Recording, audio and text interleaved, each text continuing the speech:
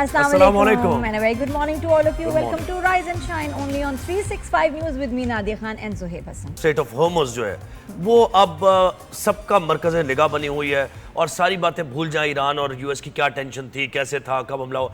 अब state of Hormuz America ये कह रहा है कि हमने खुलवाना है, हमने इसको ओपन रखना है और आज़ाद रखना है, कोई टैक्स का नहीं होगा। लेकिन ईरान इस बात पर अग्री नहीं है और इसकी वजह से एक दूसरे पर हमले हो रहे हैं। ये नटशेल में यही बात है। क्रिटिकल फ्लैश पॉइंट पे जो है ये जो अब कॉन्फ्लिक्ट है पहुंच गया, दुनिया की नज़रें अब दोबारा से इस इशू पे हैं क्योंकि अब महंगाई बढ़ जाएगी, फ्यूल प्राइसेस बढ़ जाएंगे। स्ट्रेट ऑफ हॉर्मुज़ जो ऑफिशियली बिल्कुल बंद कर दिया गया है, close for business of any kind. और कितने हमले हुए, 140 यूएस ने बिल्कुल 100 से ज्यादा हम लोग का बताया जा रहा है। फ्यूल के बाद से ये जो एकदम से टेंशन ईरान की जो ये ज्यादातर ये जो है ना इंटरनेशनल शिपिंग एबिलिटीज और जो उनके एसेट्स हैं उस पे ज्यादा उसको डिग्रेड करने के लिए वहां जो है टारगेट किया जा रहा है। जी बिल्कुल। और डोनाल्ड ट्रंप ये कह रहे हैं कि ईरान मुआहदे पर मुत्तफिक हो गया था। सैटरडे की वो बात कर रहे हैं, सैटरडे को हो गया था ऐसा लेकिन उसके 1 घंटे के अंदर ही आबना हॉर्मुज़ में एक बार फिर ईरान ने हमला कर दिया और अब मजम्मत भी की गई है ईरान के हमले की। ईरान के हमले की मजम्मत की है OIC ने, जो इस्लामी ममालिक को ये जो पूरा एक फोरम है, इन्होंने ईरान के जो हमले ईरान की तरफ से किए जा रहे हैं उसकी मजम्मत की है कि खित्ते में अनरेस्ट फैलाएंगे हमले और इसको फौरी तौर पर रोका जाए। लेकिन Zohaib depends which side you are supporting, कि स्टार्ट किसने किया ये इस दफ़ा क्लियर नहीं है कि ईरान ने जो है दोबारा से हमले शुरू किए हैं या वायलेशन यूएस की तरफ से हुई है। दोनों अलग अलग बातें कर रहे हैं लेकिन ईरान का ये मौक़िफ़ है कि the era of one sided deals is over. जी बिल्कुल ऐसा ही है और ईरान हमले कर रहा है। ये जो अमरीकी अड्डे हैं रीजन में, इस पर हमले ईरान के पैदर पे जारी हैं, उर्दन में और इसके साथ साथ बहरीन में हमले किए जा रहे हैं, कुवैत में हमले किए जा रहे हैं, जॉर्डन में। और OIC ने तो क्या तो हमने आपको बता दिया, यूनाइटेड नेशंस ने भी, एंटोनियो गुतेरेस ने भी इस पर तशवीश का इजहार किया और उन्होंने दोनों पार्टी से कहा है, यूएस और ईरान दोनों से कहा है कि ये हमले रोके जाएँ और मुज़ाकरात के जरिए मसले को हल कराया जाए। और आपने पेट्रोल की बात की है तो $78.68 फी बैरल हो गया है ब्रेंट खाम तेल और WTI की कीमत में भी इजाफा हो गया। और यहाँ पाकिस्तान में आपका प्राइसेस चेंज होंगी, फ्राइडेज नॉर्मली होती हैं। अभी तो हुई थी प्राइसेस चेंज, 15 रुपए बढ़ाए थे, अब दोबारा से ज़्यादा जब बढ़ेगा तो एक जस्टिफिकेशन है कि इंटरनेशनल मार्केट में बढ़ गए हैं प्राइसेस, लेकिन अल्लाह ना करे ऐसा हो। हम तो दुआ यही करते हैं। अभी भी फ्राइडे में तो दिन है कुछ, let's hope for the best. जी बिल्कुल ऐसे ही है। तो ये अच्छा, ईरान ने ये जो जौहरी बिजली घर है उनका, उस पर हमले की तरदीद की। ये आ रहा था कि बूशहर के जौहरी बिजली घर पर हमला किया है यूएस ने, तो इसकी तरदीद ईरान ने की है कि यहाँ पर कोई हमला नहीं किया, हमारा जौहरी बिजली घर जो है वो महफूज है। तो ये जनाब सारी कहानी है। अच्छा, एक और कहानी जो पुरानी है, 1 मार्च को कुवैत की बंदरगाह पर ईरान ने हमला किया था और उसकी कहानी वॉशिंगटन पोस्ट ये बता रहा है कि वहाँ पर अमरीकी फौजी एहलकार जान से भी गए हैं और उनके कमांडर्स पे बड़ी तशवीश का इजहार किया गया कि जिस तरह उनके कमांडर्स ने डील किया उस हमले को, कि पहले से बताया गया था कि यहाँ हो सकता है, अलर्ट कर दिया गया था लेकिन वो अलर्ट नहीं थे। फिर जब हमला हुआ उसके बाद जो जख्मियों को निकालने का प्रोसेस था वो भी नहीं था, तो कोई डिफेंस सिस्टम इस पे बिल्कुल एक चुप साधी हुई थी।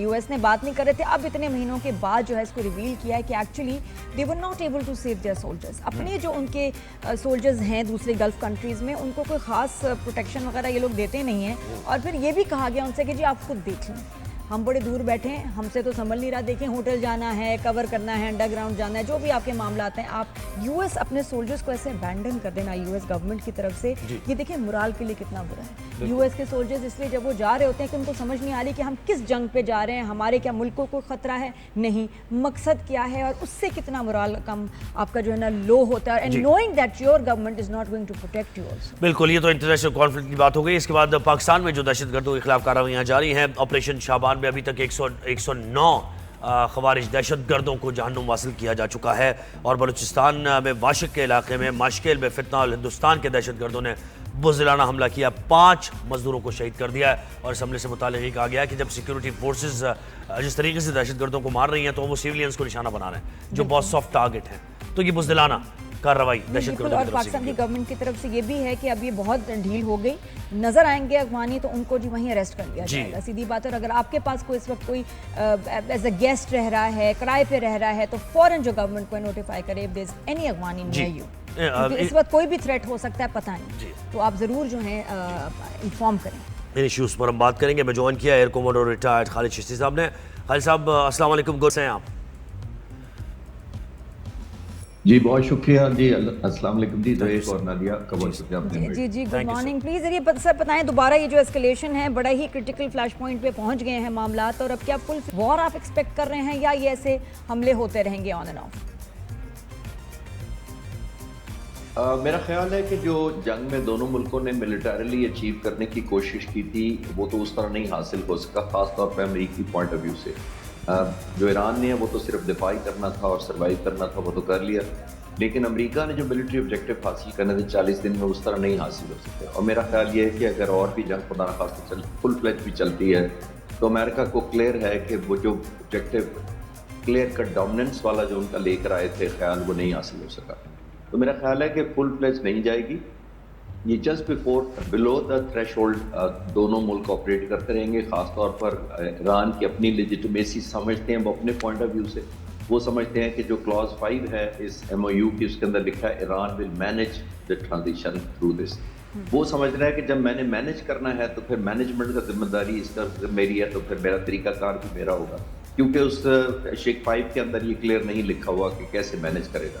अब ईरान चाहता है कि तमाम की तमाम शिपमेंट जो है वो मेरे जो कोस्ट है वहाँ से हगिंग द कोस्ट, जिसको कहते हैं ना, बिल्कुल साथ साथ होके गुजरे, ताकि मेरी सर्विलेंस रहे, मेरे पास डाटा रहे, इंफॉर्मेशन रहे और ऑब्वियसली विजिबिलिटी रहे। वो नहीं मान रहा कोई भी, और ख़ासतौर पर अमेरिका नहीं चाहता। देखना हमें ये पड़ेगा कि ईरान कर क्यों रहा है। आप भी सही कह रहे थे, जो ये कह रहे थे कि ये स्टेट ऑफ हॉर्मुज़ एक बोन ऑफ कंटेंशन। हुआ ये है कि over the period of time, क्योंकि ईरान ने इसको एक एलिमेंट ऑफ, जिसको कहते हैं ना, केमिस्ट्री में लिटमस टेस्ट हुआ करता था कि यही अगर कि जिसके पास है वही जंग जीत रहा है, चीज़ें उसकी फेवर में हैं, उसी का कंट्रोल है, उसी की डोमिनेंस है। तो स्टेट ऑफ हॉर्मुज़ जब से बना है इतना बोन ऑफ कंटेंशन, वो सारा का सारा फोकस अब स्टेट ऑफ हॉर्मुज़ पर हो गया। अब उसकी दो वजह है जो हम आप आमतौर पर एक बात करते हैं और दूसरे की कम बात करते हैं। मैं अर्ज करता हूँ, एक तो इकोनॉमिक रीज़न है। इस वक्त जो ईरान ने पैसे चार्ज करने शुरू किए थे, टॉल अभी तो नहीं ले रहा, लेकिन उससे पहले तकरीबन $2 मिलियन उसने एक जहाज से लेना शुरू किया था। जब ये हमले नहीं शुरू हुए थे तो तकरीबन 50 बहरी जहाज गुजर रहे थे, ऑल्दो विदाउट टोल। अगर आप सिर्फ विजुलाइज करें 2 मिलियन इंटू 50, तो तकरीबन $100 मिलियन बनता है अगर ईरान किसी तरह इकोनॉमिक गेन में चला जाए, तो जिसका मतलब है तकरीबन $36 बिलियन एक साल की उसको अर्निंग होगी। एक तो इकोनॉमिक इंसेंटिव है, लेकिन इसको मैं इधर ही निगेट इसलिए कर देता हूं कि मेरा नहीं ख्याल कि ईरान को ये पता है कि वो लॉन्ग टर्म या फॉर एवर ये टोल दुनिया इजाजत देगी। मुझे लगता है वो एज ए बार्गेनिंग चिप या एक ऑप्टिक्स के तौर पे यूज कर रहा है अपने लोगों को बताने के लिए कि स्टेट ऑफ हॉर्मुज़ पे हम हैं। नंबर 2, जो कम बात की जाती है वो ज़हन में हमें रखनी चाहिए कि ईरान, मुझे लगता है कि इस स्टेट ऑफ हॉर्मुज़ को as a buffer zone use करना चाहता है लॉन्ग टर्म में। दैट मीन्स कि मेरे पास जितनी विजिबिलिटी स्टेट ऑफ हॉर्मुज़ की ज्यादा होगी, मेरे खिलाफ हमलावर या कोई मूवमेंट या कोई स्ट्रैटेजी, अगर मेरे कॉन्स्पिरेसी मेरे खिलाफ होगी तो मेरी विजिबिलिटी होगी। लेकिन ईरान को यह भी याद रखना चाहिए कि अगर वो स्टेट ऑफ हॉर्मुज़ को कंट्रोल करता है तो जितना ईरान के लिए ये अट्रैक्टिव है, उतना ही एक ईगो और अट्रैक्शन अमेरिका के लिए भी आ जाती है। क्योंकि जाहिर है अगर ये ईरान के कंट्रोल में चली जाती है तो दुनिया ये समझेगी कि ईरान जंग जीत भी गया है और हावी भी हो गया। तो इस बैकड्रॉप में मेरा ख्याल है ये चलते रहेंगे, जस्ट बिलो द थ्रेशोल्ड होता रहेगा, अप्स एंड डाउन। लेकिन अभी एग्रीमेंट में काफी टाइम मुझे नजर आ रहा है, क्योंकि इतनी जल्दी कन्वर्ज होंगे नहीं। जी सर, लेकिन मुझे बताएं कि ईरान की तरफ से ये ऐलानात भी किए जाना और ये मैसेज भी देना कि जिन्होंने हमारी क़यादत को मारा है वो अपनी तबाही मौत नहीं मरेंगे, तो ये किस बात की इंडिकेशन है? ये भी पब्लिक कंजम्पशन के लिए है या इसमें भी कुछ है उनकी कोई और ट्रम्प का कहना है कि आई एम अ टारगेट, मेरी जान को खतरा है। जी देखिए, थोड़ा सा बैकग्राउंड पहले करके फिर मैं क्विकली इस पे आता हूँ। जी देखिए, बाकिर कालिबाफ जो हैं वो IRGC के हेड रहे, जो स्पीकर हैं, जो मेन नेगोशिएटर हैं। जरा बैकग्राउंड जरा दें।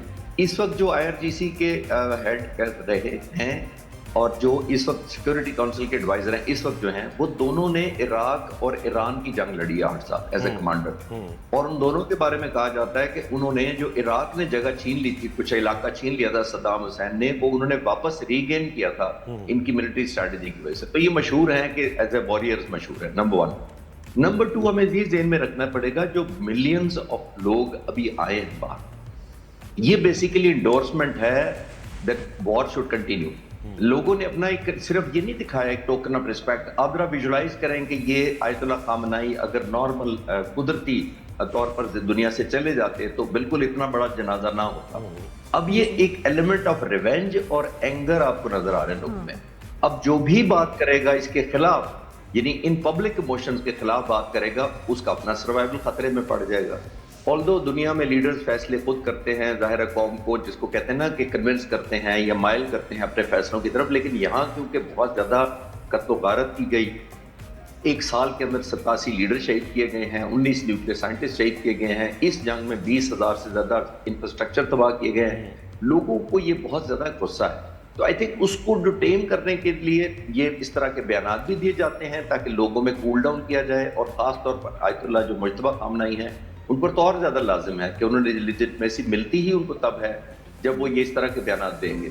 हैविंग सेड दैट, कंक्लूजन मैं ये कहूंगा कि आई थिंक एक तो इमोशंस को सबसाइड करने के लिए भी है बयान ये, इस तरह के बयान आमतौर पर नहीं दिए जाने चाहिए जब MOU साइन हो चुका और बात आगे बढ़े। लेकिन मुमकिन तौर पे हम ये फॉर सेक ऑफ अंडरस्टैंडिंग या आर्ग्यूमेंट, अगर हो जाता है मुमकिन तौर पे ऐसा, अगर समझ यानी कि US में कोई इस तरह का अल्लाह ना करे, मतलब हो जाता है कुछ ना कुछ, तो फिर तो सर ये बिल्कुल ही मतलब ऐसे एस्केलेशन होगी कि फिर कोई रोकने वाला नहीं होगा। बेशक। जी ज़ुहैब, आपका बिल्कुल खतरा भी ठीक है, और मुझे एक और खतरा भी है कि ये काम इजराइल ना कर दे, क्योंकि देखिए वो शो स्पॉइलर नहीं है, वो तो शो डिस्ट्रॉयर है इस वक्त। और नेतन्याहू जो हैं बेसिकली उनका ये जो अमन हुआ है, जैसा भी है अप एंड डाउन हो रहा है, बट कम से कम MOU साइन हो गया और अभी तक सीज़फायर के खत्म होने का ऐलान फॉर्मली नहीं हुआ। तो नेतन्याहू के लिए ये जो अमन है ये अनईजी नहीं है, ये सुइसाइडल है और एग्जिस्टेशनल थ्रेट है, क्योंकि उसको पता है कि जितनी देर जंग लगेगी मैं इजरायली लोगों को एक एलिमेंट ऑफ इनसिक्योरिटी में डाले रखूंगा, अक्टूबर का इलेक्शन पोस्टपोन करवा लूंगा, मेरे अदालतों के केस नहीं खुलेंगे। तो ये सारे बैकड्रॉप के अंदर मुझे खदशा ये है कि थर्ड पार्टी इसके अंदर एक्सप्लॉइट ना करके कोई लीडर शहीद करवा दे, दोनों तरफ से। वो इस तरफ भी हो सकता है, ईरान की तरफ भी और अमेरिका की तरफ भी हो सकता है, क्योंकि जहां ये हुआ ईरान फौरी तौर पर ऑब्वियसली एस्केलेट करना चाहेगा। एक और आखिरी बात इस सवाल के जवाब में मैं जरूर अर्ज करूं कि आपने देखा कि इजराइल पहले ही ये कोशिश कर रहा है नेतन्याहू के किसी तरीके से हिजबुल्लाह को टारगेटिंग करता रहे ताकि ईरान को ड्रैग कर सके, और नेतन्याहू को यकीन है कि अगर ईरान को ड्रैग कर लिया मैंने कामयाबी से हिजबुल्लाह को हमले करके, तो प्रेसिडेंट ट्रंप मेरी मदद को आ जाएंगे और जंग दोबारा बिल्कुल बिल्कुल। तो सर ये जो थर्ड राउंड ऑफ ये कॉन्फ्लिक्ट शुरू हुआ है, इसमें क्या ईरान की इतनी कैपेसिटी पोटेंशियल मिलिट्री है कि वो अब फाइट कर सके? इतने मिसाइल्स ये सब कुछ है उनके पास, इतने ड्रोन्स जो हैं वो हैं कि मुकाबला इस थर्ड राउंड में भी कर सकें? देखिए दोनों तरफ से निस्बतन, क्योंकि ईरान जो है वो इंडिजीनियस यानी मकामी तौर पर ड्रोन्स और मिसाइल्स और रॉकेट लॉन्चर्स तैयार करता है, तो निस्बतन तो वो कम बैक उसने किया है एज कम्पेयर टू अमेरिका, जिसके टॉमाहॉक, पैट्रियट और इस तरह के मिसाइल बहुत महंगे हैं और स्लो बनते हैं, इतनी जल्दी रिकवरी और स्टॉक पाइल नहीं होता। ईरान को ये एडवांटेज तो जरूर है, लेकिन ईरान को डिसएडवांटेज ये है कि ईरान के पास अब तबाह करवाने के लिए बचा कुछ नहीं है। ईरान को ये भी देखना है कि सिविक लाइफ इस हद तक डिस्ट्रॉय ना हो जाए कि फिर उनको वैसे ही मुज़ाकरात करने पड़े मजबूरन की हालत। तो ये बड़ी थिन लाइन है। एक तरफ ईरान जरूर रेट मेंटेन करना चाहता है, लेकिन ईरान को यह भी याद रखना चाहिए कि इस वक्त इस खित्ते में तकरीबन 50,000 अमेरिकन फौजी मौजूद हैं।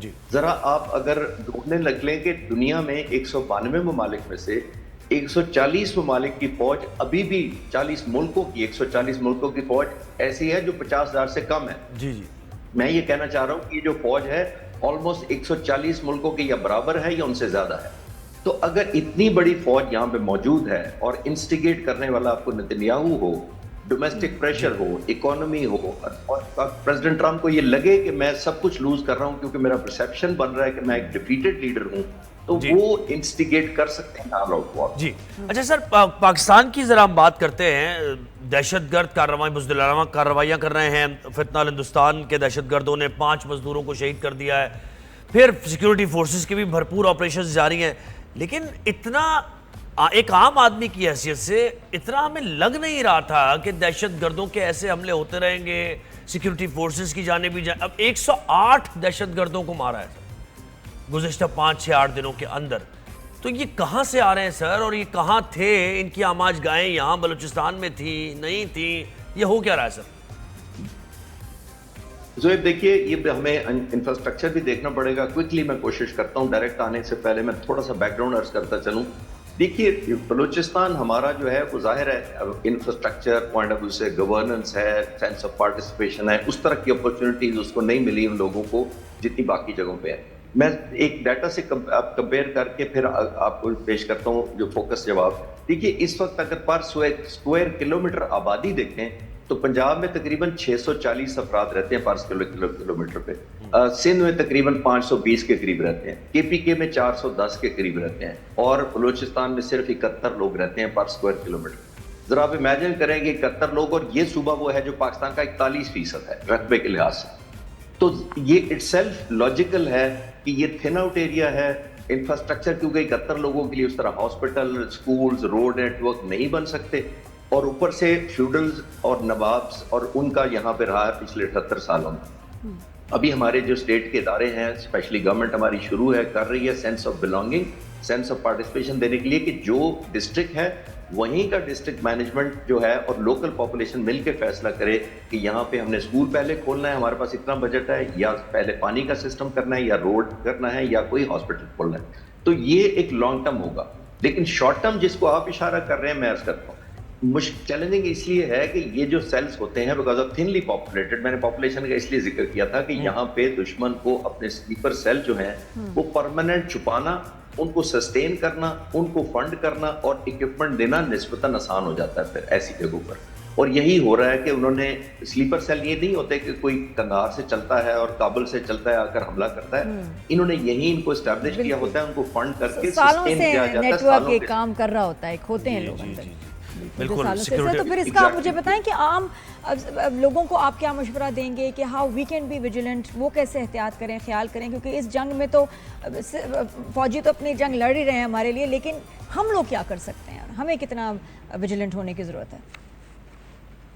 ये बहुत अच्छा सवाल है नादिया। इसलिए देखिए कि आप कराची में, मैं लाहौर में हूँ, हमारे नेबरहुड में आम तौर पर ये अब कल्चर बन चुका है कि हमारे नेबरहुड में कौन रहता है, कहाँ से आया है, कहाँ से कमाई करता है, बच्चे फैमिली किधर हैं, हम आमतौर पर नहीं पूछते। रेंट लेता है वो रहना शुरू कर देता है।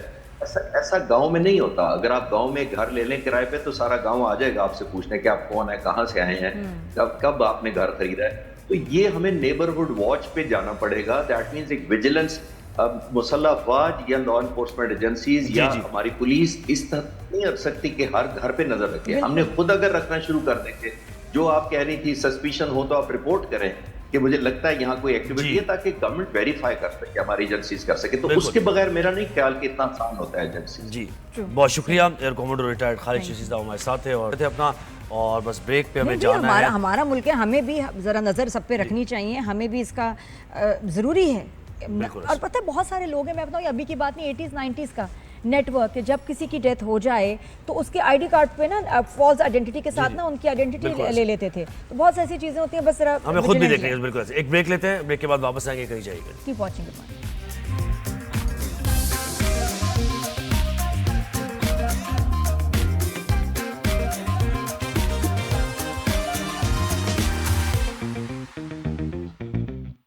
Welcome back to rise and shine. Good morning everyone. अब थोड़ी सी लोकल खबरें जी, और एक पब्लिक इंटरेस्ट की बात, एक ऐसा फैसला जिसके बारे में सबने बात की, उस वक्त भी बात की जब इस फैसले पर अमल दरामद हुआ नस्ला टावर गिराने का, बहुत प्रोटेस्ट भी हुआ, और अब ये जो फैसला वफाकी आईनी अदालत का है, थोड़ा सा बता देते हैं आपको। फिर उसके बाद हमारे साथ हसन बख्शी साहब होंगे, चेयरमैन एसोसिएशन बिल्डर्स डेवलपर्स आबाद के चेयरमैन है जी। तो फैसला कुछ यूँ है, वफाकी आईनी अदालत ने नस्ला टावर की मिसमार का सबब बनने वाले सुप्रीम कोर्ट के 2018 और 19 के अहकामात वापस लेते हुए केस निपटा दिया है। अदालत ने अपने तहरीरी फैसले में करार दिया है कि सुप्रीम कोर्ट ने इस मामले में अपने आईनी इख्तियारात से तजावुज़ किया और ज़ेरे समात मुकदमे से आगे बढ़कर वसी नौइयत के अहकामात जारी किए।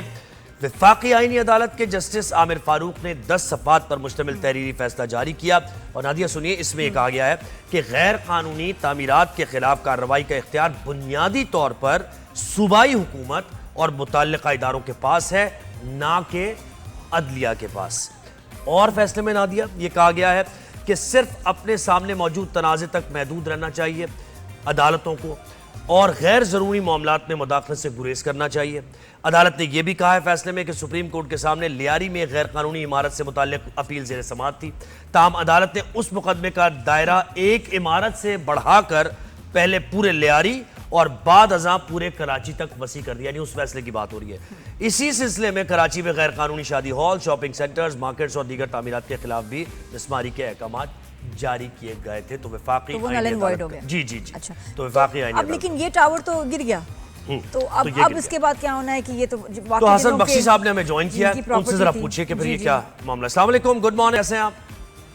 वालेकुम अस्सलाम, बहुत शुक्रिया, अल्हम्दुलिल्लाह। जी हसन, आप खुश हैं इस फैसले से? आप जरा ये भी बताइएगा, और ये जो प्रोजेक्ट था, ये टावर, ये इसकी वर्थ क्या थी? कितने अपार्टमेंट्स थे? कितने करोड़ों की इन्वेस्टमेंट हुई थी? उन लोगों का कितना नुकसान हुआ? वो कैसे पूरा होगा? बहुत सारे सवाल हैं, लेकिन स्टिल आप बताएं जरा थोड़ा सा इस फैसले के बारे में भी, और worth of the project also. बिस्मिल्लाहिर्रहमानिर्रहीम। ये बहुत खुश आइन फैसला है। एटलीस्ट यहाँ से एक सिमत तय हो गई कि जो मुकदमा ज़ेरे उल्तवा होगा उसी का फैसला होगा, वरना पहले आर्टिकल 184(3) का फायदा उठाते हुए हमारी अदलिया कहीं किसी भी हद तक ट्रांसग्रेस कर जाती थी। दुनिया ने एक उसूल बनाया है कि पहले लोअर कोर्ट, उसकी वहाँ कोई गलती होती है तो हाई कोर्ट में गलती ठीक होती है और फिर सुप्रीम कोर्ट। पर ये नस्ता टावर के केस में ना कोई केस पेंडिंग था, ना हाई कोर्ट में ना लोअर कोर्ट में, डायरेक्ट सुप्रीम कोर्ट ने पिक किया, फैसला किया, उसकी अपील भी सुन के रिजेक्ट कर दी और उससे अमल दरामद भी करवा दिया। तो इनफैक्ट उनको अपना केस लड़ने का प्रॉपर मौका नहीं मिला। वहाँ पर 44 फ्लैट थे, 44 फैमिलीज, मिडिल क्लास कराची की फैमिलीज रह रही थी, जिनका शदीद नुकसान हुआ। 7 साल हो गए और 7 साल में उनको 1 रुपया भी कंपनसेशन नहीं मिला। उसमें से चंद लोग चल बसे, अल्लाह को प्यारे हो गए, और यहाँ तक कि वो बिल्डर या डेवलपर भी चल बसा जी। अब इसका कंपनसेशन कैसा होगा? इस कोर्ट के ऑर्डर में जो दिया था उन्होंने कहा था कि इस प्लॉट को अटैच कर दिया जाए और इसके ऑक्शन से लोगों के पैसे दिए जाएं। तो यही होने जा रहा है कि इसको अटैच हुआ है। पहले ये 800 गज था, फिर 100 गज एक्स्ट्रा लैंड, और फिर अब 100 गज एक्स्ट्रा लैंड, तो ये 1000+ गज होगा, ये ऑक्शन होगा। जो पैसे कम पड़ेंगे मेरे हिसाब से वो फेडरल गवर्नमेंट ने भी इसमें पार्टिसिपेट करना चाहिए, प्रोविंशियल गवर्नमेंट ने भी पार्टिसिपेट करना चाहिए, और हमारे जस्टिस सर कितने आपके अंदाजे के मुताबिक कितने पैसे कम होंगे ऑक्शन के बाद? कितने लोग रह जाएंगे जिनको पैसे नहीं मिल सकते? नहीं, देखिए पैसे तो मिलेंगे पूरे, कम से कम इनको जो जितने का इन्होंने फ्लैट लिया था उससे डबल मिलेंगे। अच्छा। पर मैं समझता हूँ उसके डबल के भी अमाउंट पे वो फ्लैट नहीं खरीद सकेंगे। आज 3 गुना उनको पैसे मिलने चाहिए। यानी अगर किसी ने 1.5 करोड़ रुपए का उसका फ्लैट लिया था तो उसको 5.5 करोड़ रुपए मिलने चाहिए, और किसी ने 2.5 करोड़ का लिया था तो आज 7.5 करोड़ रुपए मिलना चाहिए, ताकि वो उस किस्म का 3 बेडरूम का फ्लैट दोबारा खरीद सके। दोबारा नहीं तो अगर आप कोई प्रोजेक्ट उसमें जहाँ लॉन्च हो उसी में उनके फ्लैट्स हों नई बिल्डिंग में। बिल्कुल आपने ये कहा। आबाद का एक पॉइंट ऑफ व्यू ये भी है कि अगर ये उसी में फ्लैट लेना चाहते हैं और ऑक्शन परचेजर में one of the auction purchaser हम भी होंगे इंशाल्लाह ताला, और अगर ये मेजॉरिटी चाहती है उसमें ही अपार्टमेंट ले, तो हम वहाँ पर कंस्ट्रक्ट करके उनको अपार्टमेंट लेंगे। एक्स्ट्रा हम FAR लेके उससे कुछ फ्लोर एक्स्ट्रा बनाएंगे गवर्नमेंट से परमिशन से, उससे इसकी कॉस्ट रिकवर करेंगे। सर ऐसे कॉस्ट कैसे? यानी देखे ना, एक नस्ला टावर बना हुआ था, अभी लोगों को ही पैसे देने उनके करोड़ों रुपए, तो आपके लिए फिजिबल कैसे है ये? मुझे समझ यानी आप फंड महंगाई हो गई, सीमेंट सरिया सब महंगा हो गया, अब तो यानी ये आप खिदमत खल्क के जज्बे के तहत कर रहे हैं या इसमें कोई प्रॉफिट एंड लॉस का मसला है? मैं आपको एक बात बताऊं, देखिए मैंने ये कहा कि हम एक्स्ट्रा रेशियो लेंगे, एक्स्ट्रा फ्लोर की परमिशन लेंगे। कितने सर, कितने फ्लोर हो सकते हैं एक्स्ट्रा? एक मिसाल दे रहा हूँ, पहले अगर 14 फ्लोर थे तो हम 20 फ्लोर की परमिशन लेंगे, और 20 फ्लोर से जो पैसे एक्स्ट्रा बचेंगे आबाद इनको without loss, profit and loss बना के इनको दे देगा। अगर ये मेजॉरिटी ऑफ द पीपल रहना चाहते हैं तो, क्योंकि देखिए बहुत से लोग अभी तक उस ट्रॉमा में हैं, वो बोलते हैं कि हमें वहां नहीं जाना है, क्योंकि जो उनके, यार आप सोचे ना, एक उनकी जायज छत छीन ली गई। यानी अगर सर आपके ये मुमकिन, अगर आपकी ये इस सजेशन पे अमल होता है तो मैं ये सही समझ रहा हूँ कि जैसे 13 फ्लोर का था ये, और इसमें उनके कवायद भी मौजूद होंगे सबके, तो उन 13 के 13 जो लोगों ने खरीदे हैं वो तो आप दे देंगे फ्री ऑफ कॉस्ट के, भाई ये लें अपने घर की चाबी, है ना जी, और ऊपर के फ्लोर्स आप बेच देंगे, ऐसे ऐसा ही। तो गवर्नमेंट ने क्या कहा आपकी सजेशन पे?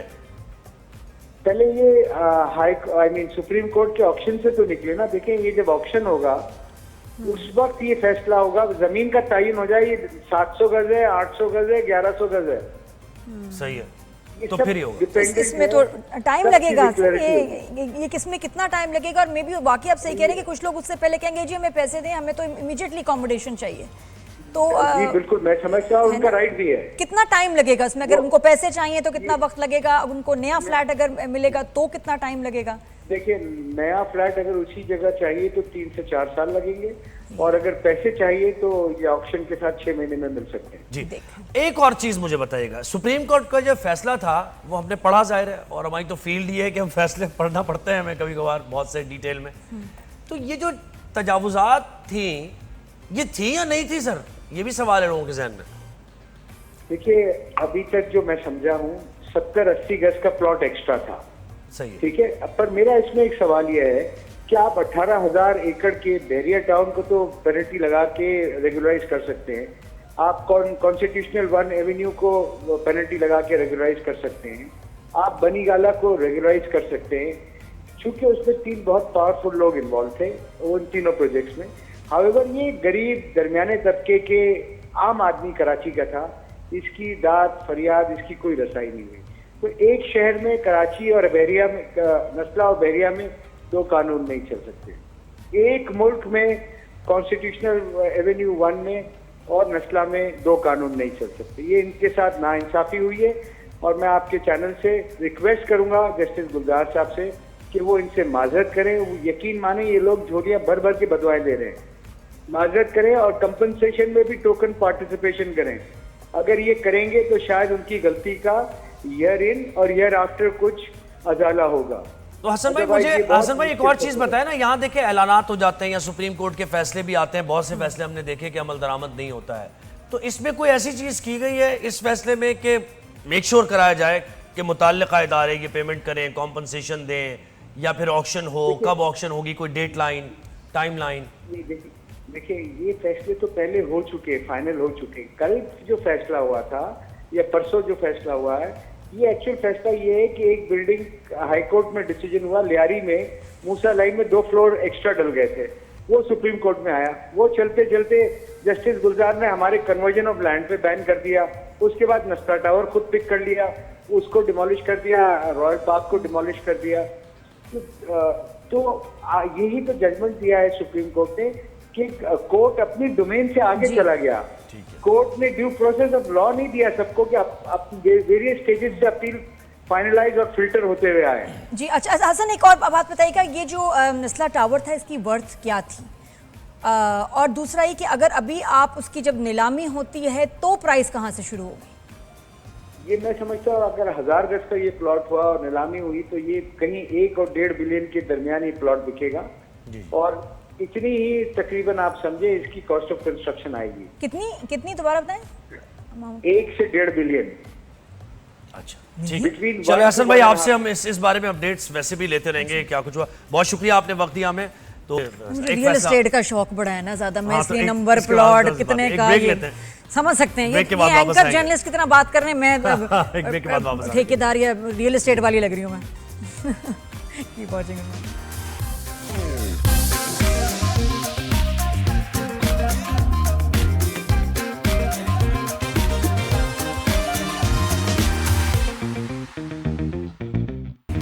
Welcome back after the break. Good morning everyone. Zoheb, क्या आपको सांप से डर लगता है? सांप से डर नहीं लगता, सांप के पास मैं जाऊं क्यों? पहले बात ये है, सांप खुद आ जाए तो? सांप खुद आ जाए तो देख लेंगे, फिर सांप सामने आ जाए तो देख लेंगे। कुछ लोग सिर्फ रेप्टाइल्स को देख के जो है ना खौफजदा हो जाते हैं, एलिगेटर को देख लिया, चिपली को देख लिया, या ये कि सांप खास तौर पे एक फियर होता है कि मतलब मैं तो अल्लाह माफी देखूं उसको करीब से मैं फ्रीज ही हो जाती हूँ, आई कांट मूव, हिप्नोटाइज्ड एकदम। लेकिन है फियर, मतलब कोई आपको कहे कि आप इसको उठाएं, आप पहने ये ड्रामे के लिए, will you do that?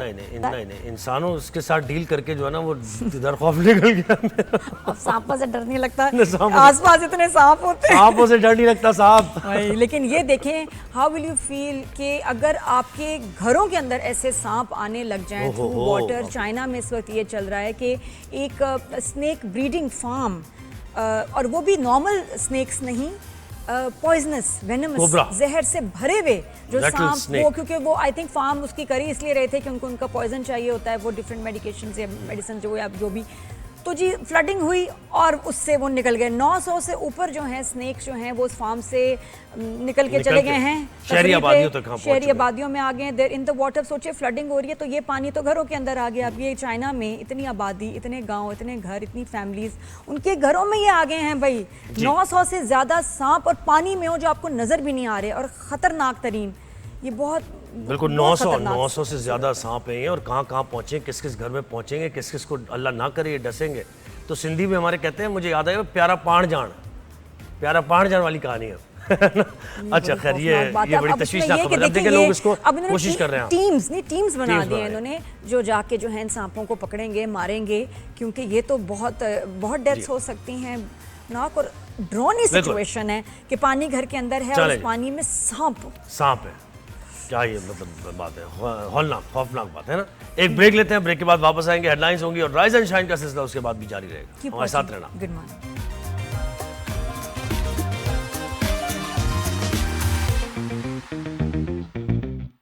Welcome back after the break. क्या आपके साथ भी अजीब अजीब बातें होती हैं जो आपको समझ नहीं आती कि ऐसा क्यों हो रहा है? हैं? जिसको आप पैरानॉर्मल एक्टिविटी भी कह देते हैं कभी-कभार। पैरानॉर्मल तो नहीं, बट वेरी स्ट्रेंज वियर्ड। ये ऐसा क्यों होता है? क्या आपके साथ ऐसा होता है कि आप कहीं जाते हैं और साथ में आपको लगता है कि वहाँ जो जानवर हैं, डॉगी बिल्ली जो हैं, वो आपकी तरफ मुतवज्जो होते हैं, आपकी तरफ खिंचे हुए चले जाते हैं। आप कहीं खाना खाने जाएं, आपके पैरों में एक बिल्ली होगी। एवरी टाइम आप कहीं बिल्डिंग में कहीं जाते हैं तो आपको लगता है कि बिल्ली आपकी तरफ खिंची चली जा रही है। ऐसा क्यों है? या बिल्ली के साथ साथ वैसे भी होता है कि आप कहीं जाते हैं तो लोग आपकी तरफ अट्रैक्ट होते हैं, जैसे आपसे सलाम करने के लिए आते हैं, आपके इर्द गिर्द जो आप बात कर रहे हैं, आप खड़े हुए हैं तो आपके इर्द गिर्द जमा हो गए। ये होता है पॉजिटिव एनर्जीज और नेगेटिव एनर्जीज के ये एक है। लेकिन लोग मतलब पहली दफा किसी से मिले खिंचे चले, लेकिन आपको पॉजिटिव एनर्जी आ गई उससे। होता है ना। और लोग भी वाकई आपकी तरफ मुतवज्जो। आप किसी भी हॉल में कहीं जाते हैं तो लोग आपकी तरफ खींचे चले जाते हैं और कहते हैं यार ये कौन है। अच्छा, क्या आपके साथ, इसका स्टाइल नोट करो, क्या आपके साथ कभी ऐसा हुआ है कि आप किसी दुकान में जाएं, खाली दुकान, थोड़ी सीखो तो आप जाएं और वहाँ कोई ना हो और उसके बाद थोड़ी देर बाद वहाँ रश शुरू हो जाए, उसी दुकान में इतने सारे कस्टमर आ जाएं, ये क्यों होता है? आपने अपने कपड़े वगैरह देखोगे, मैं ठीक तो हूँ, मैं क्या कोई उल्टी चप्पल तो नहीं पहन के आ गया? मेरे साथ बहुत दफा हुआ है कि मैं भाई किसी दुकान में जाऊं और मैं कहती हूँ कि अच्छा यहाँ रश नहीं है, यहाँ जाके शॉपिंग कर लूँ, थोड़ी देर बाद वहाँ बंदा ही बंदा। ये क्यों होता है ऐसे?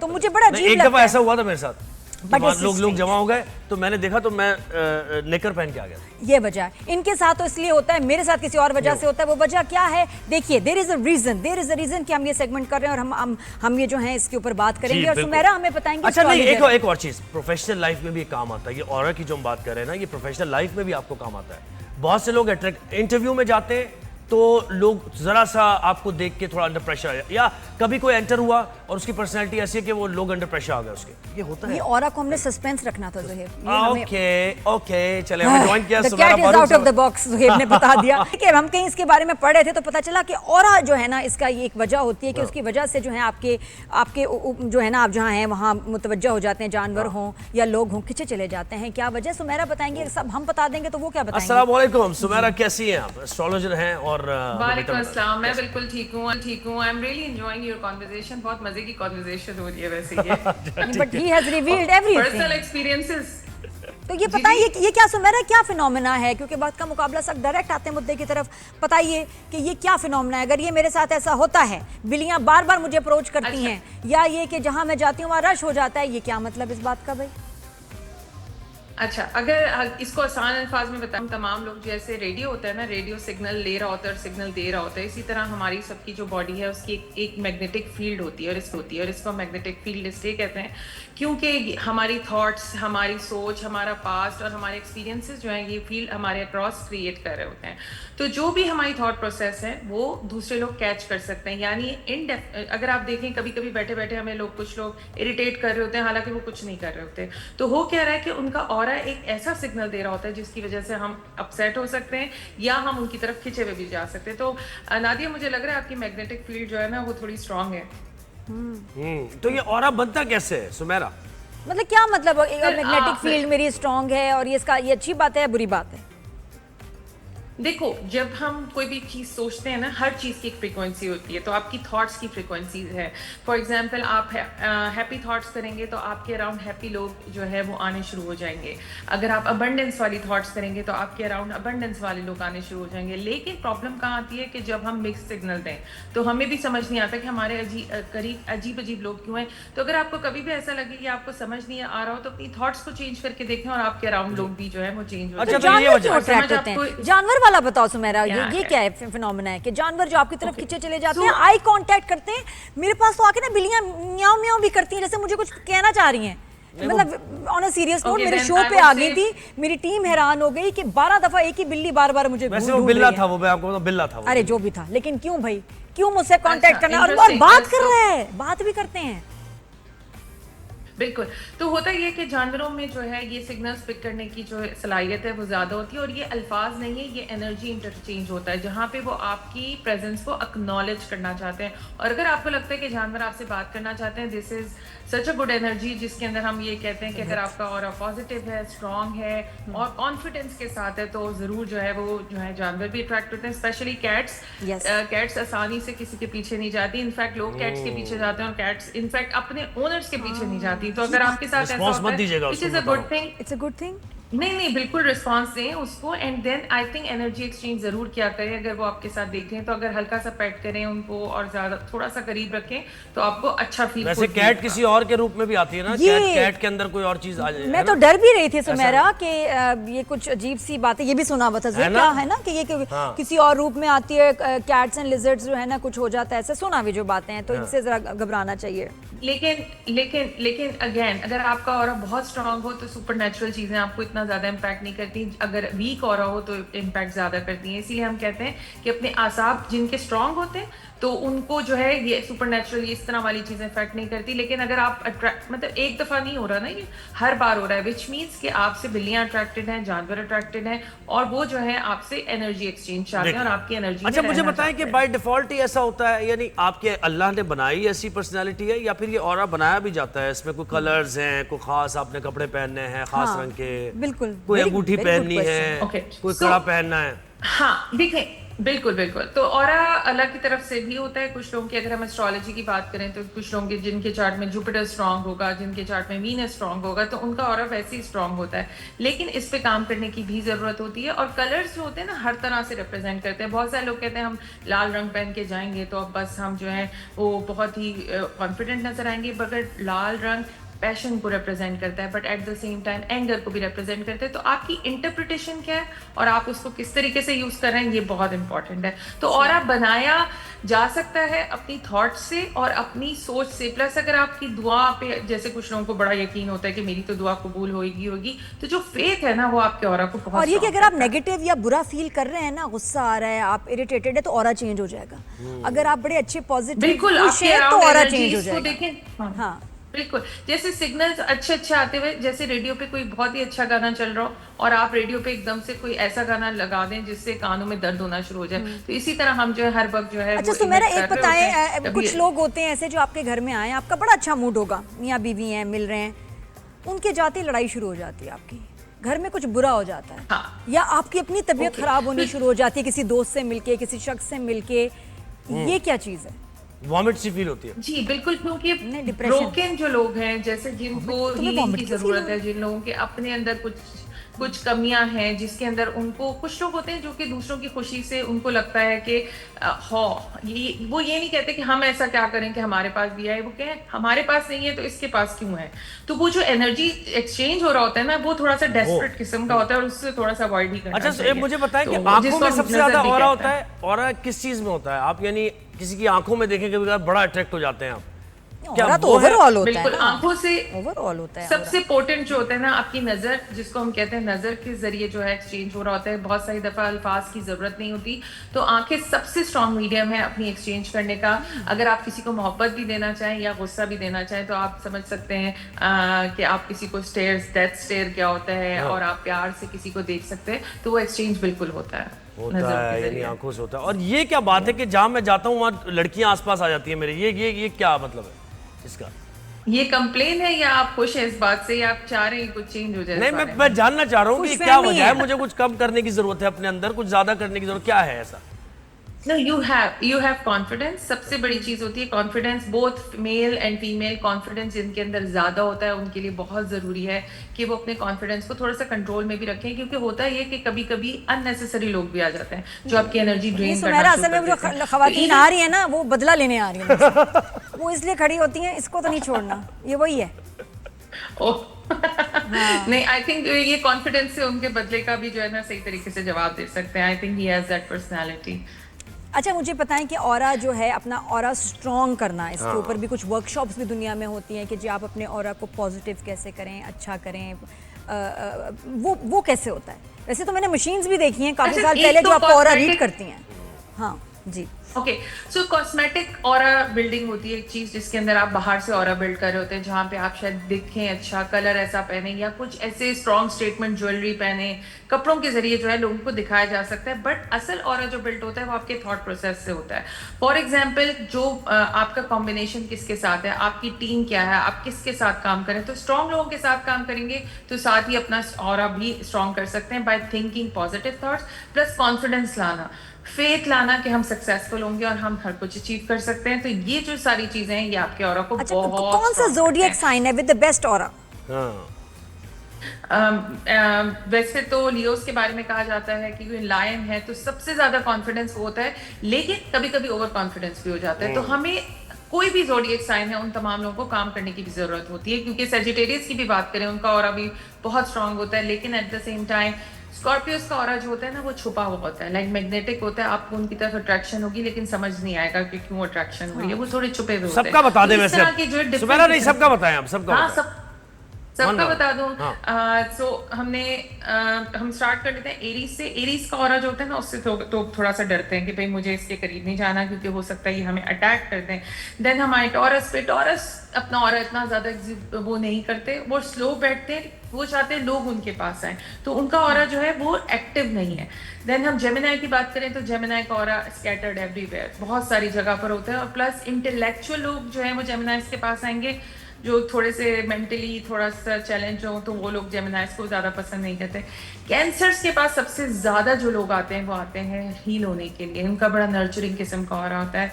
देन लियोस की बात करें तो उनका बड़ा कॉन्फिडेंट ऑरा होता है, कभी भी लड़ाई होगी लियोस को साथ ले जाएं, वो हेल्प कर देंगे। देन वर्गोस की बात करें तो वर्गोस जो है ना थोड़ा क्रिटिकल हो जाता है, तो वर्गोस का ऑरा अगर हम कहें तो स्ट्रॉन्ग तो होता है लेकिन एट द सेम टाइम थोड़ा सा बहुत ज्यादा हैवी अगर हम कहें तो वो इस तरीके का हो सकता है। लिब्रास का ऑरा जबरदस्त, लिब्रास बड़े अच्छे फ्लर्टेशियस हो सकते हैं, बड़ा जो है वो इस तरह अपने आप फैंस लिब्रा इकट्ठे कर सकते हैं। स्कॉर्पियोस का आएगा, अभी आएगा। मैं I think is Capricorn, we'll get there. Then हम आते हैं स्कॉर्पियो पे। स्कॉर्पियो की हमने बात कर ली। देन सेजिटेरियस की बात करें तो सेजिटेरियस जो है उनका बड़ा फन किस्म का ऑरा होता है, लाइक सेजिटेरियस के साथ लॉन्ग टर्म रिलेशनशिप नहीं लेकिन आज पार्टी करनी है, Sagittarius very good time with them. अरे yes. कैप्रिकॉर्न का जो ऑरा होता है वो सीरियस होता है, लाइक अगर तो कमिटमेंट मिल रही है तभी वो आपको जो है वो देंगे और वो देखेंगे कि उनका भी फायदा हो रहा है या नहीं हो रहा। Capricorn is very strong aura. CEOs का साइन अगर हम कहें तो वो कैप्रिकॉर्न जो होता है। एक्वेरियस की बात करें तो एक्वेरियस का ऑरा जो है वो बड़ा इंटेलेक्चुअल होता है, लेकिन हर कोई एक्वेरियस हो के ही साथ ना कनेक्ट जाए। नहीं कर पाता क्योंकि एक्वेरियस एक डिस्टेंस रखते हैं कि नहीं भाई ज्यादा करीब नहीं आना। पाइसेस का ऑरा जो है ना बड़ा मिक्स सिग्नल होता है, लाइक आपको लगता है पाइसेस आपसे बहुत प्यार कर रहे हैं लेकिन बहुत दफा पाइसेस अपने ही दिमाग के अंदर कुछ कुछ सोच रहे होते खिचड़ी बना हैं। तो रहे हैं। Pisces can be very positive and sometimes they can be very very negative. अच्छा, ये तो इसके ऊपर काम वेरी करने नाइस। की आप ये बताएं कौन सा ऐसा स्टार है जिसका ऑरा ऐसा है कि उससे जो है ना ये जो सुपर नेचुरल वाली चीजें उनको नजर भी आती हैं, उनसे राब्ता भी करती हैं, उनसे अट्रैक्ट भी होती हैं, वो कौन है? देखिए जमुना हम नहीं होना ज़ोडिएक की चाहिए। बात करें तो स्कॉर्पियो सबसे क्लोजेस्ट होते हैं कि उनको ये चीजें नजर आए। प्लस पाइसेस को जो है ये चीजें नजर आती हैं। पाइसेस को जो वाटर साइंस है, स्पेशली अगर हम बात करें कैंसर की बात करें, पाइसेस की बात तो करें, लेकिन या लेकिन अगर सुमेरा ये भी स्कॉर्पियो होता है ना की कि बात करें- नॉर्मल लाइफ में किसी शख्स के साथ आपको कैसा लगे कि आपकी तरफ बैड एनर्जीज और कुछ पैरानॉर्मल चीजें अट्रैक्ट हो रही हैं, जो मैं कहा ना बिल्ली राब्ता कर रही है, लेकिन हो सकता है कि कुछ गलत चीज, कोई इवल चीज जो है आपसे राब्ता करना चाह रही है और आपकी तरफ मुतवज्जो हो। हाँ, ये कम्युनिकेशन वो हो कैसे सकता पता है, चले, ये है ना? बड़ी एक मिथ सी है या क्या है, कम्युनिकेशन हो सकता है ऐसे, या नहीं? है ना? बिल्कुल communication हो सकता है। कैसे और आपको पता चले कि ये communication चीज सही नहीं है, ये इवल चीज है जो मेरी तरफ अट्रैक्ट हो रही है? वो क्या है? साइंस Okay, क्या तो है? कभी भी एक चीज को आपने नहीं देखना, आपने देखना है सीरीज ऑफ इवेंट्स क्या हो रहा है। Yes. सो फॉर एग्जांपल, अगर आपको बिलीव ने एक खास पॉइंट पे वो किया और उसके बाद आपको एक खास इंसान का फोन आता है, तो उसकी नोट करना आपको जरूरी है। And then series of events क्या चल रहे हैं, एक इवेंट पूरी चीज को डिस्क्राइब नहीं करता, आपको सीरीज देखना है। फिर साथ में ख्वाब भी आ रहा होगा, फिर साथ में आपको इंडिकेशन मिल रही होगी, शायद आपको कोई पुराना दोस्त फोन कर रहा है, क्या सिचुएशन चल रही है। यानी तो आपको बिल्ली ना ने अल्लाह की तरफ मियाऊं से- किया है आपके ऊपर और एक मैसेज आ नहीं गया। सुमेरा, इसमें इवल चीज क्या है? इसमें खतरनाक चीज वाली बात बताओ, भूत चुड़ैल इवन टाइप। चीज ऐसी हो सकती है कि आपके जैसे आपके दुश्मन होते हैं, जो कि उन्हें भी पता नहीं होता कि वो आपके दुश्मन है या नहीं। कभी कभी ऐसा होता है कि हम ओवर शेयर कर रहे हैं किसी के साथ कोई चीज, और उसने जाके दूसरे अंदाज में किसी और को वो चीज बता दी, जिससे आपकी रेपुटेशन पे फर्क आ रहा है। So this is evil. तो आपको एक तो ट्रस्ट किसको करना है, ये एक इंपॉर्टेंट चीज है। प्लस कभी कभी ऐसे भी वार्निंग साइंस आते हैं कि जहाँ पे कोई बुराई होने वाली है, वहां से बिल्ली आपको डरा के भगा रही है नहीं, आप भागते और हो कोई उधर उसकी इवल बात हुई है। ऐसा कौन सा और होता है कि जिससे जो है ये गलत चीजें आप पे आशिक हो जाती हैं या अट्रैक्ट होती हैं आपसे? यू नो, वो उसके ये उसमें इस क्या तरह की परफ्यूम्स चीज़ होती है, अगर आपके हैं, यहाँ उसमें साम- कुछ रंग हैं, हाँ। उसमें ऐसी चीजें बताएं कि जिससे आप इनको दूरी रखें, आपसे वो अट्रैक्ट ना हो evil energies.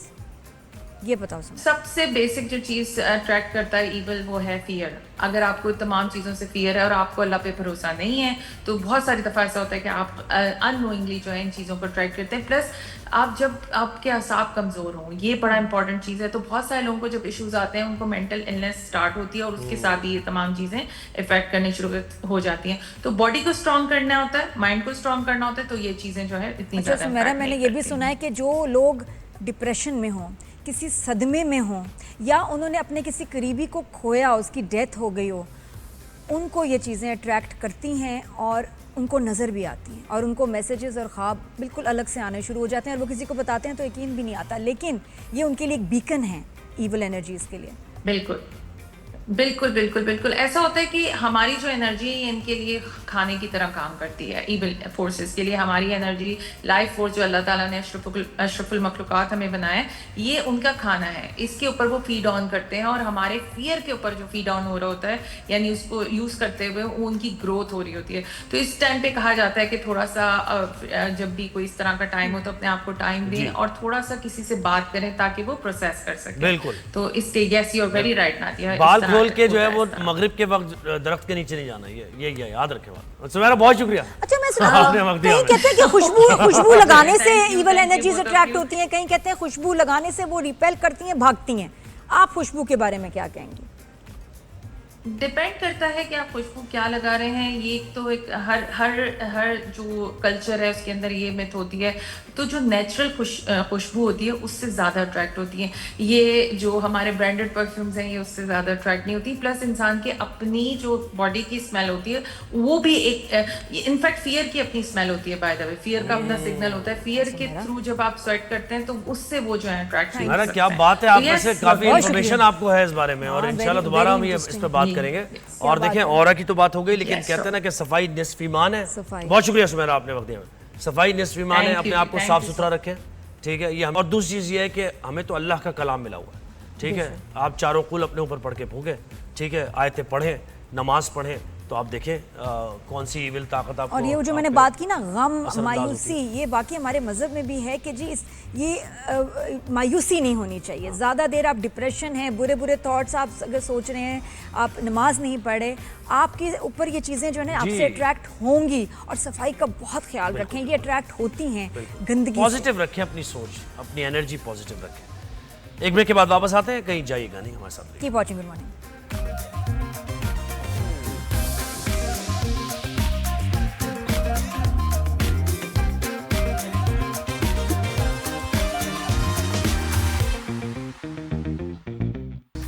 Welcome back after the break. Good morning everyone.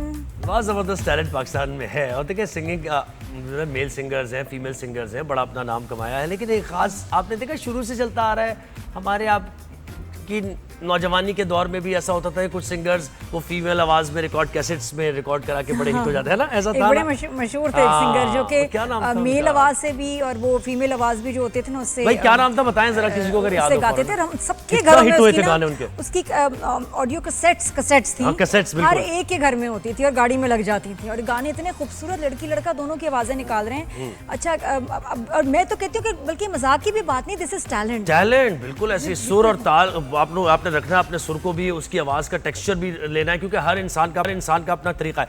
तो ये बड़े हिट हो रहे हैं सोशल मीडिया पे और बहुत लोग हाँ, इनकी ये सिंगिंग सुन रहे इनकी हैं। क्लिप। जवादुल हक हमारे साथ हैं और इनके साथ होते हैं जी अली, वो भी जरा मिसिंग है, लेकिन जवादुल हक ने हमें ज्वाइन किया है जो कि फीमेल वॉइस में।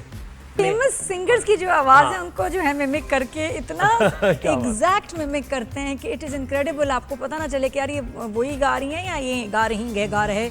जवादुल हक, गुड मॉर्निंग, क्या हाल है? कैसे हैं आप? अस्सलामुअलैकुम, गुड मॉर्निंग, गुड कोशिश, मॉर्निंग। मजेदार कोशिश। बात तो ये है कि सुबह सुबह मॉर्निंग में मिस नादिया को देख लिया। अरे अभी औरा की बात हो रही थी, देखे आपने। मैंने भी सुबह सुबह आज मॉर्निंग में देखा, तुम्हारी क्लिप्स देख रही थी।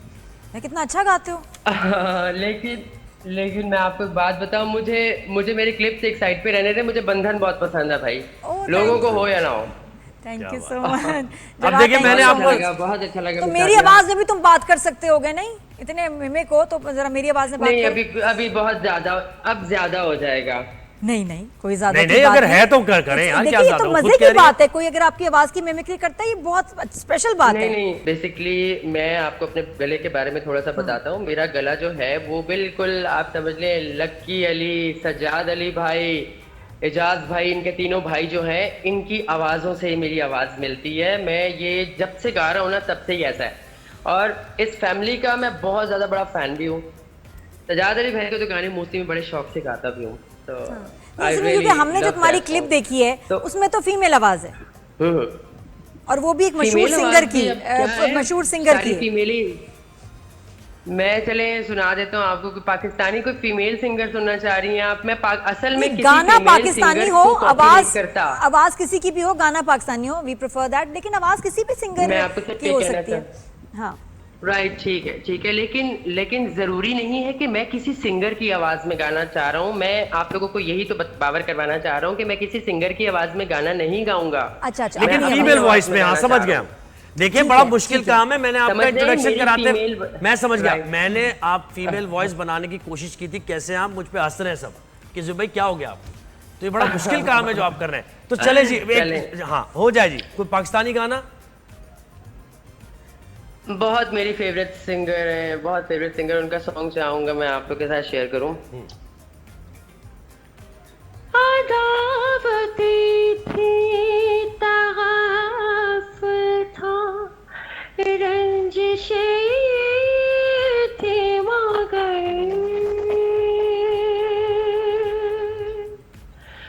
अदावती थी, तहाफ था, रंजिशे थी मगर बिछड़ने वाले में सब कुछ था, बेवफाई न थी कि धूप छाओ, कि धूप छाओ का आलम रहा, जुदाई न थी, वो हम सफर था, वो हम सफर था। कमाल कमाल। उम्दा। कुछ और भी जरा सुनाइएगा भाई, हम तो सुनते रहे, आपको इतनी मजे की आवाज है आपकी।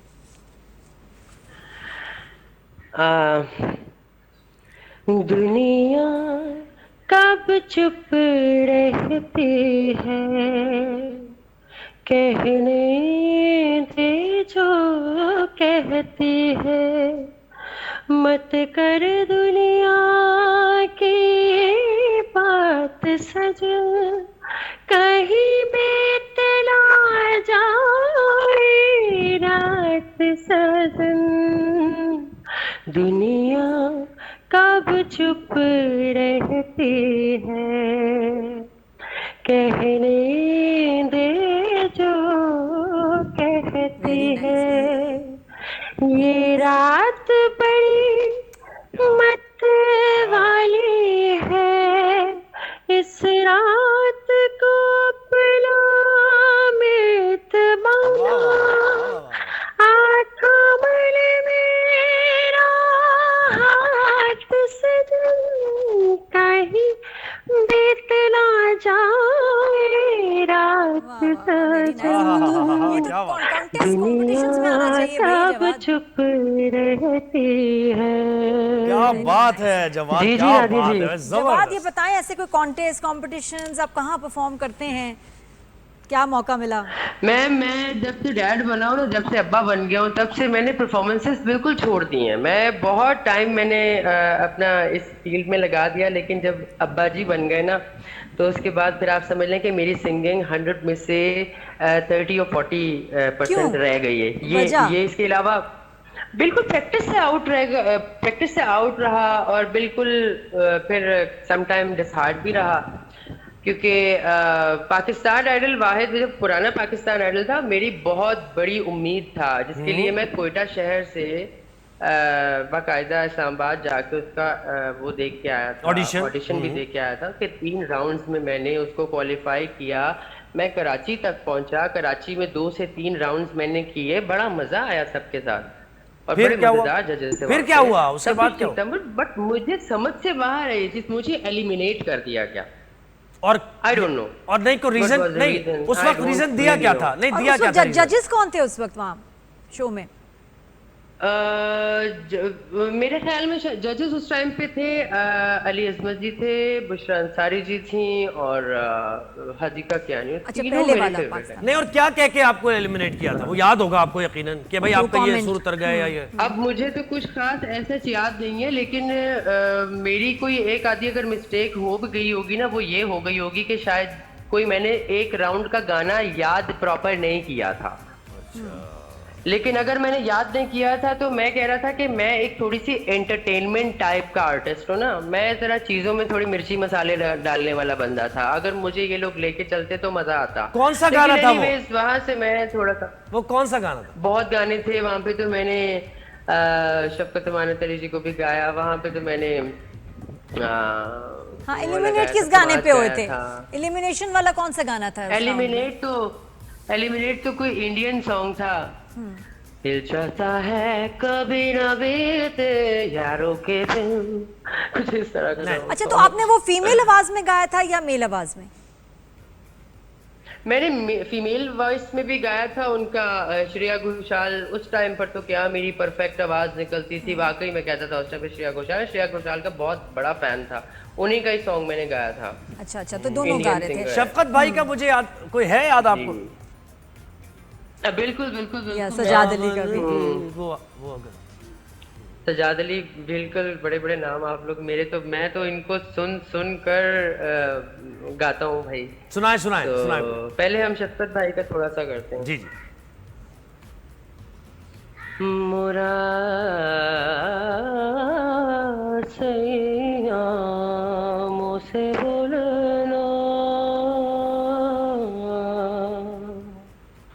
ये मैं मेल में ही गाऊंगा, इसमें मैं फीमेल नहीं लेके आऊंगा। सावन भी तो जाए पिहरवा, सावन भी तो जाए पिहरवा, मन मोरा घबराए, मन मोरा घबराए, गए परदेस पिया तुम, ऐसो गए परदेस पिया तुम, चैन हमें नहीं आए, चैन हमें नहीं आए। जब आप थोड़ा सा नीचे होइएगा, नजर नहीं आ रहा है। मुझसे बोले ना मोरा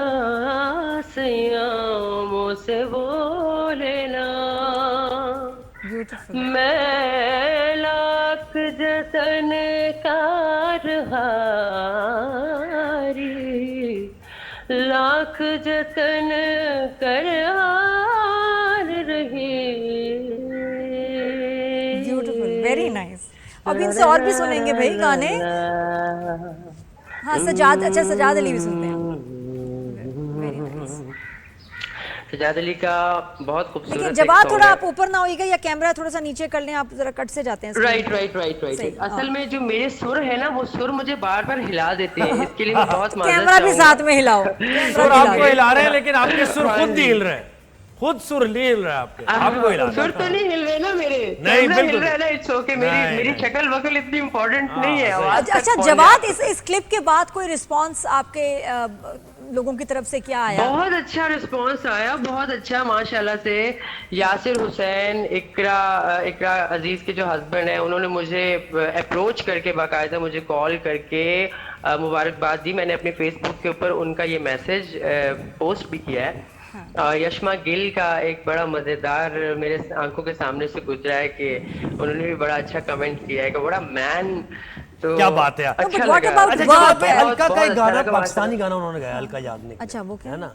हाँ, अलका की आवाज में हो जाए वो, अलका याग्निक, पाकिस्तानी गाना। अलका याग्निक की आवाज है।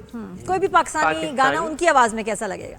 मैं अपनी आवाज में आपको कोई ना कुछ उस टाइप की चीज सुना सकता हूँ, अगर आपको कहें तो।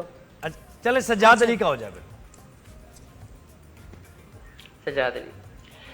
याद क्या तुझको दिलाए, याद क्या तुझको दिलाए, तेरा पैगाम जाना जाना है, अब के तजदीद वफा का नहीं मुका जाना जाना। यूं ही मौसम की अदा देख के याद आया है, यूं ही मौसम की अदा देख के याद आया। जवाब, ये तो OSTs में आपके आवाज इतनी प्यारी लगेगी। जी जी जी बिल्कुल मैंने कहा लगेगी, ये- बस आप लोग मिल गए ना अब। जी जी, क्या OSTs आप लोग लेंगे ना? आपको OSTs में बिल्कुल गाना चाहिए, इतना स्कोप है, इतने अच्छे हमारे OSTs होते हैं, आपकी आवाज़ की वहाँ बिल्कुल ज़रूरत है। Thank you so much Jawad. बहुत शुक्रिया जवाद, बेस्ट ऑफ लक भाई, आप जबरदस्त गाना गाते हैं। All the एक best, ब्रेक all the लेते हैं, ब्रेक के बाद वापस आएंगे। राइज एंड शाइन का सिलसिला जारी है, कहीं जाइएगा।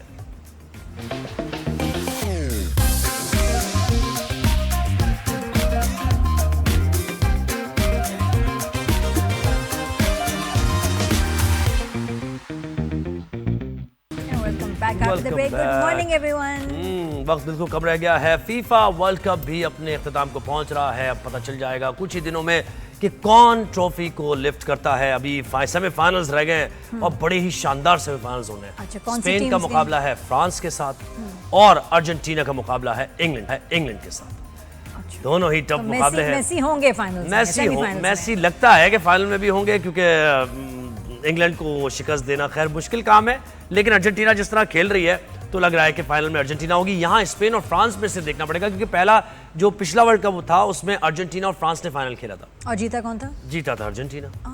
तो अब भी वही सिचुएशन बन रही है, वही इक्वेशन बन रही है, चैंपियंस हैं अर्जेंटीना की टीम। वही इक्वेशन बन रही है। फ्रांस वहां से आ जाता है और इधर से अर्जेंटीना आ जाता है, तो फाइनल इन दोनों का ही होगा। लेकिन अर्जेंटीना का जो मैच अभी इन्होंने जीता है और सेमीफाइनल के लिए क्वालिफाई किया, तो स्विट्जरलैंड के खिलाफ एक और कंट्रोवर्सी हो गई है। दोनों ने एक गोल था अर्जेंटीना का, फिर एक गोल बराबर कर दिया स्विट्जरलैंड ने, और फिर उनके प्लेयर को येलो कार्ड दूसरा मिला तो उनको रेड कार्ड मिल गया, और वो 10 मैन से खेली स्विट्जरलैंड।